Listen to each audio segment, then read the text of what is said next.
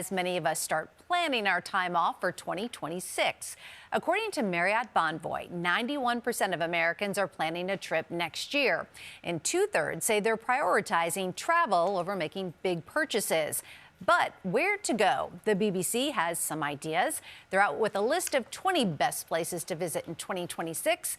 And this morning, we're joined by BBC.com travel editor Elliot Stein. Elliot, thank you for being here. Good morning. Good morning. I always love these kind of lists. Yes. I'm very curious about them. First of all, how did you come up with yours? Oh, gosh. It's something that takes months and months to research. The BBC obviously has bureaus and journalists all over the world, so we lean on these local experts. And then we also work with some of the world's leading travel organizations to identify places that are actively using tourism for good. These are places that are protecting local heritage, protecting the environment, promoting culture, actively welcoming travelers in an age of over-tourism, and then on top of that, just creating immersive, incredible experiences for visitors. Your top spot in the U.S. is Philadelphia. Why Philly? Philadelphia is a really interesting one. Next year, a big moment in the U.S. is obviously the 250th anniversary of the U.S. So cities across the country are going to be celebrating this, but the best place to experience this milestone is the place where it all started. Philadelphia is unveiling a different festival every Saturday across the city. There's a massive citywide mural project dedicated to the themes of independence and freedom.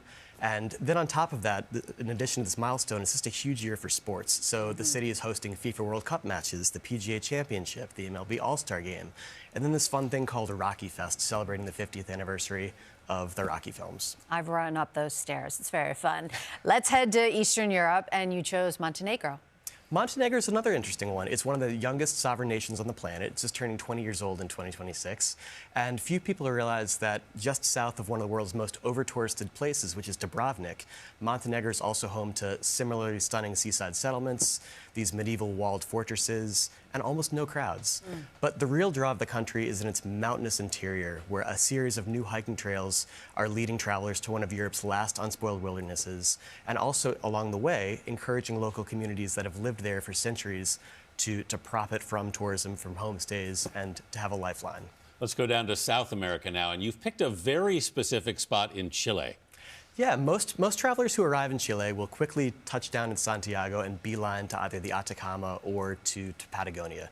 But 2 hours south of Santiago is an area called the Colchagua Valley. And the Colchagua Valley is quickly emerging as one of the world's leading wine destinations. There was a vineyard there that was actually just named the best winery on earth recently. And so this entire area, from the snow-dusted mountains of the Andes Mountains to the wave-crashing area of the Pacific coast, it's dotted with these award-winning wineries, and increasingly visitors can sleep among the vines. This is everything from humble mom-and-pop vineyards to luxury award-winning villas perched dramatically on the sides of cliffs. The pictures are gorgeous. Yeah. All right, now you want to highlight two spots in Africa. Yes, the first one is in Kenya, specifically an area called the Samburu County. So Kenya's long been known as kind of the ultimate safari destination, but in the northern corner, Samburu is really pioneering conservation and sustainability. There are two new eco-lodges opening up there this year, both of which are run by the local Lakota people. There's a pioneering astrotourism initiative there where visitors can now hear ancient star lore from indigenous elders. They can peer up at the cosmos and see constellations in two different hemispheres in these unique things called star beds. And then there's just fun citizen science initiatives too. So travelers can work with orphaned elephants. They can help protect and track endangered rhinos with local guides.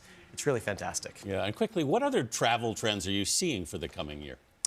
Well, we've identified 7, and these include everything from roads over runways, culture over hedonism, and my personal favorite, quiet over everything. It's the idea that in an ever-connected world, it's sometimes beneficial to sit in silence, to really immerse yourself in the destination. And we feel like our list reflects this. Everything from road trips along the lonely Oregon coast to walking slowly in British Columbia's Slocum Valley and immersing yourself in the wonders of the Komodo Islands in Indonesia. Big fan of silence myself. Yes, just put down the technology for a good day. Tell me a little bit about Algeria before we go.